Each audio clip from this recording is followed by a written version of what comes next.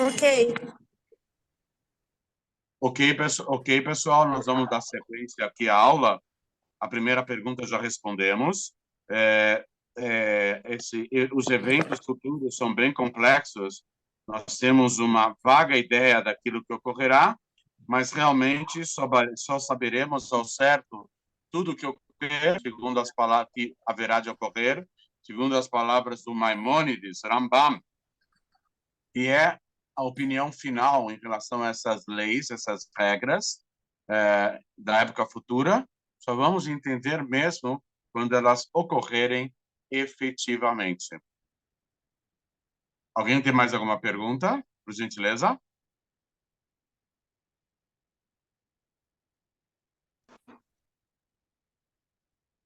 Oi? Eu, Ivan. Oi, Ivan, tudo bem? Tudo bem? Ah, Graças a Deus. é, eu quero saber se eu já vi falar muitas vezes que a Torá foi oferecida a outros povos e que eles meio que recusaram a Torá. Como foi? Então, na verdade, é um conceito do Midrash e do Talmud, e isso pode ocorrer tanto no mundo físico como no espiritual. Hashem se revelou para os sábios de cada povo e ele perguntou, por exemplo, para os descendentes de Ismael. Ele ofereceu a Torá. E aí Ismael perguntou o que está escrito na Torá. Está escrito não roubarás. Então os descendentes de Ismael não gostaram. Provavelmente os Ismael.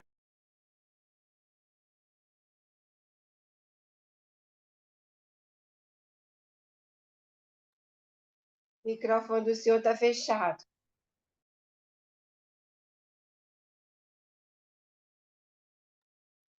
Ravishima, o microfone do senhor está fechado. Sim, novamente. Perdão. Hashem se revelou para os filhos de Ismael, os sábios, inspirados por Deus, algum profeta desse povo, e aí eles perguntaram o que está escrito, eles falaram, não roubarás. Os descendentes de Ismael estavam ligados ao roubo, não gostaram da história. Aí foram para os descendentes de Esaú, Amalek, Edom, os romanos, está escrito lá, não matarás. Eles também não gostaram, acabaram recusando a Torá. Veio uma sirra, um pronunciamento do Rebbe, e o Rebbe ele pergunta por que justamente foi oferecido o ponto fraco de cada povo. Porque, na verdade, quando o povo de Israel não foi perguntado especificamente, o Serabeno e os sábios e os profetas não fizeram alguma pergunta específica sobre a Torá, muito simples, porque a forma de se adquirir a Torá é o espírito de autossacrifício. A palavra Messirut Nefesh em hebraico não significa somente entregar a alma, que é o autossacrifício. Nefesh também significa, além de alma, vontade. Entregar a vontade, dominar a vontade, dominar a inclinação. O povo de Israel, por excelência, sempre demonstrou essa capacidade de dominar a própria inclinação. Então, Hashem usou o mesmo critério para oferecer a Torá para outros povos. Ele ofereceu, quando ele ofereceu a Torá, e os povos perguntaram o que está escrito nessa Torá. E Hashem apresentou o quê? O ponto nevrálgico em relação ao qual cada povo tem que ter um espírito de autossacrifício. Para aquele povo que está acostumado a roubar, ele tem que se controlar e parar de roubar. Para aquele povo que está acostumado a matar, ele tem que se controlar e parar de matar. Ou seja, a conexão com Deus exige autossacrifício e dar a própria vontade. Por isso que os sadikim, conforme o Tânia, eles são totalmente conectados com Deus, porque eles entregaram a vontade própria totalmente a Deus. Eles conseguiram um nível de autoanulação a ponto de se transformarem numa caixa acústica de Deus. Os 4 primeiros livros da Torá apesar de que Moshe só aparece no segundo livro, no livro atual de Shemot, do Êxodo, sempre é relatado na terceira pessoa. Vaiomer Hashem el Moshe lemor, e falou Deus para Moshe para transmitir para o povo de Israel. Vaidaber Hashem el Moshe lemor, e disse Deus para Moshe para transmitir para o povo de Israel. No último livro do Dvarim, Deuteronômio, Moshe fala na primeira pessoa, tal qual um grande profeta. Moshe está totalmente anulado perante Deus. A Torá não se refere mais a Deus na terceira pessoa. A Torá se refere, Moshe, ele não se refere mais a Deus na terceira pessoa. Ele se refere, tal qual um profeta, na primeira pessoa. Eu os retirei do Egito, vocês me testaram 10 vezes no deserto. Moshe falando o tempo todo na primeira pessoa. Não era Moshe que estava falando, era Deus já. Moshe estava tão anulado perante Deus que Moshe se transformou numa caixa acústica, num amplificador da vontade de Deus. Por isso, para adquirir a Torá, não basta simplesmente estudá-la. Não é só um processo intelectual. Processo intelectual a gente pode fazer em química, física, biologia, filosofia, etc. Mas a Torá é diferente. A Torá é um processo espiritual de autoanulação e de autossacrifício. Por isso, os outros povos não estavam dispostos a receber a Torá. A Torá tem muito sim e tem muito não, mas o objetivo maior da Torá é que a pessoa que a cumpre acabe se encaixando totalmente em seus critérios, a ponto de entregar não somente sua alma, mas principalmente a vontade dessa alma dentro do corpo. Esse é o trabalho do Sadikim. Por isso, quando faleceu Moshe, e no comecinho do livro de Yoshua, Josué, Hashem chama Moshe Avdi, Moshe, meu servo. Qual é o maior título que um ser humano pode receber na sua vida? Servo de Deus. E Deus só se referiu a um como servo dele, somente Moshe. Depois, nos livros dos profetas, Hashem se revela por meio do profeta e diz: Zichru Torat Moshe. Lembrem-se da Torá de Moshe. Incrível. A Torá é de Deus, mas o próprio divino chama a Torá de Moshe, porque foi aquele que acabou se fundindo totalmente com a espiritualidade maior da Torá.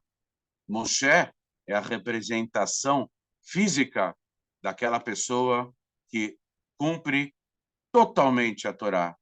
E depois do falecimento de Moshe, uma faísca dele acabou entrando em cada indivíduo do povo de Israel.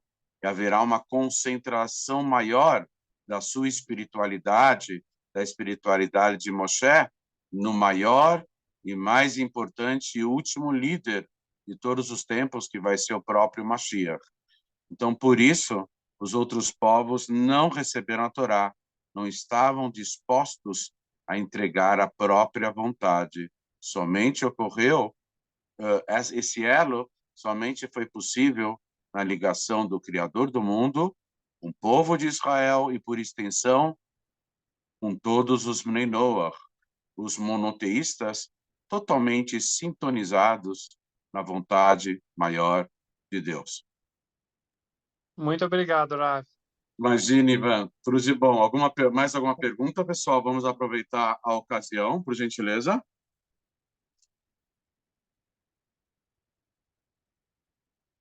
Alguém tem mais alguma pergunta? Oi, quem é? Gilvan. Como vai, Gilvan? Tudo bem? Tudo bem. Minha Claro, pergunta é a Marcelo. seguinte: o senhor Sim. falou sobre a capacidade do povo de Israel ter a anulação para a má inclinação. Sim. Dados esse fato de que ele tem essa característica, Por que foi que a nação de Israel não anulou a vontade do bezerro de ouro? Sim, na verdade, houve grandes testes. Deus testou o povo de Israel de uma forma espetacular, formidável, né? A Hassidut, a filosofia hassídica, explica o seguinte, que a primeira falha da humanidade, que foi o comer do fruto, da árvore do fruto do saber do bem e do mal, foi meio que forçado por Deus, tá? O primeiro casal do mundo não teve muito livre-arbítrio para decidir. O livre-arbítrio existia, mas era minúsculo, era insignificante. Quando Moshe Rabbeinu falou que ia subir ao monte para receber a Torá e ia ficar 40 dias e 40 noites. Só que ele subiu no final da tarde. E quando eles contaram 40 dias, já começaram a esperar por Moshe de manhã cedo. Mas ele só completaria 40 dias e 40 noites no final da tarde. E o povo queria que algo substituísse o Moshe na liderança do povo, de todo o povo, na sua própria liderança. Então, no começo, a intenção era que alguma coisa que surgisse, alguma coisa sobrenatural, para preencher o vazio de Moshe. Eles não tinham intenção em confrontar Deus. Depois, isso acabou resvalando para uma afronta em relação a Deus. Os sábios do Talmud dizem que o número de pessoas que participaram do bezerro de ouro, em primeiro lugar, essa ideia não surgiu no acampamento de Israel. Essa ideia surgiu no acampamento vizinho. Vamos nos lembrar que ao lado dos 3 a 4 milhões de judeus que saíram do Egito, mais alguns milhões de pessoas que não eram judeus aproveitaram a carona e também saíram, uma mistura de povos. E foi no acampamento vizinho que começou a ideia de procurar algo sobrenatural para substituir a liderança do Moshe, que sumiu e não reapareceu. Eles erraram o cálculo em 12 horas. Em vez do Moshe aparecer às 8 horas da manhã, às 6 horas da manhã, ele iria aparecer no final do dia, às 6 horas da tardinha, quase no anoitecer. Então, vem o Talmud e diz que o número de pessoas que participaram do bezerro de ouro era tão pequeno que eu não sei se preenchia os dedos das duas mãos ou somente os dedos de uma mão. Ou seja, as pessoas que efetivamente se envolveram com a produção e com a adoração do bezerro de ouro eram de 5 a 10 pessoas. Então, por que que o povo inteiro de Israel foi culpado por Deus? Porque quem cala, consente. Guardando as devidas proporções no cenário político nacional, é ingenuidade nossa falarmos que fulano, cicrano, beltrano são responsáveis por esse golpe que foi dado nas eleições que foram totalmente fraudadas, fraudulentas. Não, isso é ingenuidade. É o sistema, é o Congresso que quer dinheiro, são as elites, os empresários que têm dinheiro e querem poder, os políticos que têm poder e querem dinheiro. A corrupção é generalizada. Então, é ingenuidade a gente achar que um partido é o principal responsável, ou algumas pessoas. Isso é o sistema, é a classe dominante de todo o Brasil. Então, a mesma coisa, naquela época, de 5 a 10 pessoas se envolveram com o bezerro de ouro, mas o povo de Israel ficou calado. E quem cala, consente. Depois deles terem visto a revelação de Deus no Egito, por meio das 10 pragas, a travessia do Mar Vermelho, e os grandes milagres do deserto, eles vão lá. A revelação de Deus no Monte Sinai. E 40 dias depois eles fazem um bezerro de ouro. Então, realmente, os sábios, os comentaristas da Torá falam que isso aqui é totalmente inexplicável. Então, Deus meio que forçou a barra. O Midrash fala que o povo de Israel teve uma visão, como se fala, virtual, uma visão, uma imagem, como se chama isso aqui, holográfica, de Moshe morto dentro de um sarcófago. O anjo do mal, o encarregado, que tem vários nomes, né? Satã, etc., e a lista de nomes que ele tem, ele apareceu em pouquíssimas ocasiões.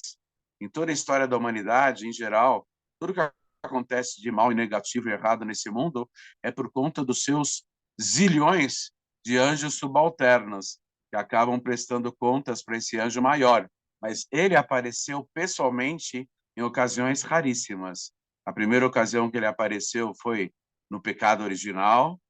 A segunda ocasião que ele apareceu foi no bezerro de ouro. E mais uma ou duas ocasiões, no máximo, que ele próprio apareceu. Em geral, ele é muito importante. Ele manda os seus representantes se envolverem com tudo que é falcatrua, tudo que é errado nesse mundo, roubo, morte, criminalidade, sofrimento, etc., etc.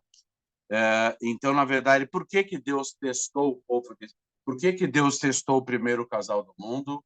Por que Deus testou o povo de Israel? Porque Hashem queria abrir o caminho para o arrependimento. Se tudo fosse perfeito, se o primeiro casal do mundo não tivesse pisado na bola, se o povo de Israel não tivesse pisado na bola, então tudo seria perfeito. Mas Hashem quis abrir o caminho do arrependimento. Um Baal Teshuvah, uma pessoa arrependida, ela atinge um nível espiritual maior ainda do que aquela pessoa que nunca pecou. Não quer dizer que precisamos pecar para atingir esse nível. Mesmo uma pessoa que não pecou, ela também pode subir de nível e se arrepender. Está escrito que os tzadikim, as pessoas justas, se arrependem o tempo todo perante Deus, mas eles não têm pecados. A cada dia que passa, eles atingem um nível superior. E no nível superior, eles se arrependem profundamente pelo fato de, no dia anterior, não terem atingido aquele mesmo nível, estarem no nível imediatamente abaixo. A cada nível que eles sobem, eles se arrependem do nível anterior. Então, na verdade, o caminho do arrependimento é uma forma maravilhosa de conexão a Deus. Por isso, as pessoas que falharam, assim que nós temos que ter a visão cabalística, mística, racídica, judaica, monoteísta dos Bnei Noach, a visão em relação ao pecado. Os pecados anteriores, atualmente, devemos evitar ao máximo falharmos. Devemos lutar com todas as unhas e dentes, com todas as garras, com todas as nossas forças, para não falharmos. Agora, quando já falhamos, claro que nós precisamos nos arrepender, mas nós temos que saber que tudo é por divina providência.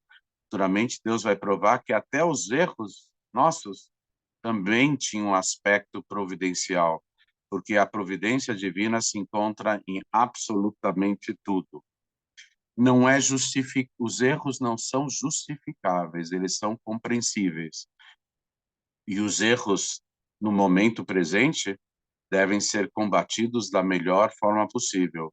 Mas o passado, se ele foi de uma forma ou de outra forma, a pessoa tem que saber que a mão de Deus, a mão providencial de Deus, é que traçou o nosso caminho.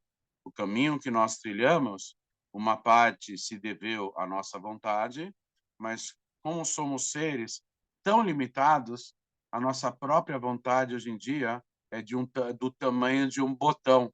Ela é pequena, o nosso discernimento é pequeno. Então, hoje em dia, mais do que nunca, está presente no mundo a total intervenção de Deus, a providência divina. Mais alguma pergunta, pessoal? Sim, boa noite, Rabino. Andréia Lopes.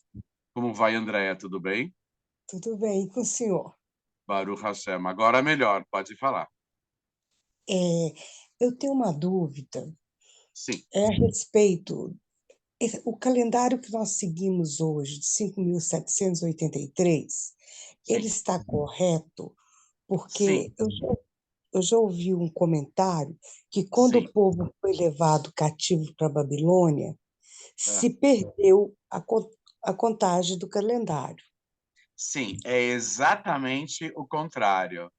Esse calendário ele é perfeito porque jamais o povo se desligou da contagem dos anos, dos meses, das festas. Na pior situação, até no campo de concentração de Auschwitz, quando 22 mil judeus eram mortos por dia, da pior forma possível, eles ainda contavam o calendário dos dias, dos meses e dos anos. Por que eu falei absolutamente ao contrário? Porque isso aconteceu no calendário gregoriano.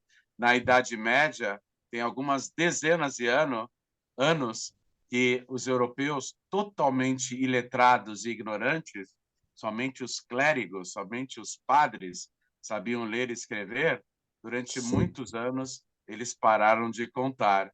Então, não é os 5.783 que cessaram de contar, mas, ao contrário, o 2023 é que ficou estacionado durante muitos anos.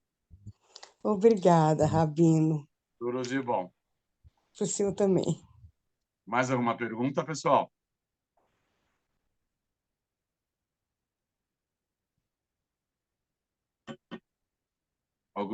Mais uma pergunta? Vamos aproveitar a oportunidade.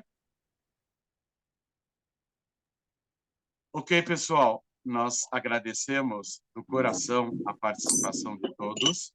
Nos sentimos muito lisonjeados e honrados com a presença de todos e desejamos do fundo do coração que tenham uma noite excelente e muitas bênçãos, que sejamos instrumentos da luz infinita de Deus, hoje e sempre. Amém. Uma boa noite e até mais. Tchau, tchau, pessoal. Amém. Amém. Amém. Amém. Boa noite. Amém. Boa Amém. noite. Boa noite. Shalom. Obrigada, Rabino Shima. Tudo de bom. Obrigada, Rabino Shalom. Eu que agradeço. Boa noite.